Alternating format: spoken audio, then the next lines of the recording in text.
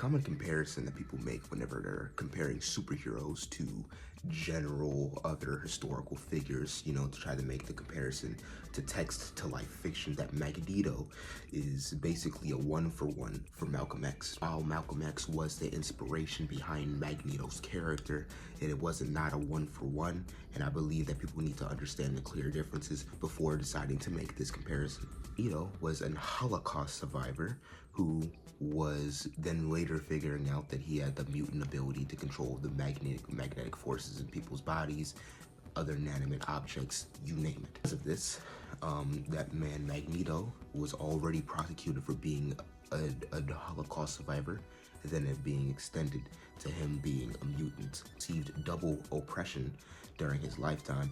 He decided to rule over the human race and to basically subjugate control over mankind, for lack of a better term. In order for mutants to have general survival, that people needed to rule over humans, or at least for most interpretations, that's how this works. Basically, we're going to start the attack first. We're not going to let y'all kill us. That was essentially what was going on. Malcolm X did not call for the death of every white person to ever walk the earth and things of that nature. Malcolm X called for self-defense. He was tired of his people being hurt in the streets, for lack of better terms. We were killed, we were raped, the whole list, you know, it was just not okay, and even it's still happening to this day. And he was asking not for people to fight the next attack, but to not let people just do whatever the fuck they do to black people.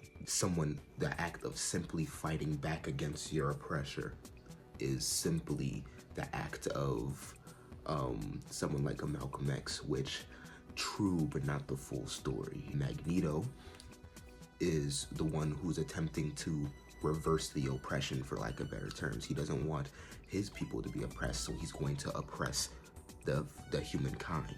That's kind of the difference here. Editor Devin here. I just wanted to make sure that people are actually getting the full scope of what I'm saying. Saying that this Magneto was always an oppressive person. I know that there's some interpretations of his character where he doesn't exactly think one-to-one, but when if you look at some of the most of interpretations of his character, he falls under this category. Because while the comparison from Malcolm X is there, it's not a one-for-one, and I don't think it's actually close enough for me to say it in good heart.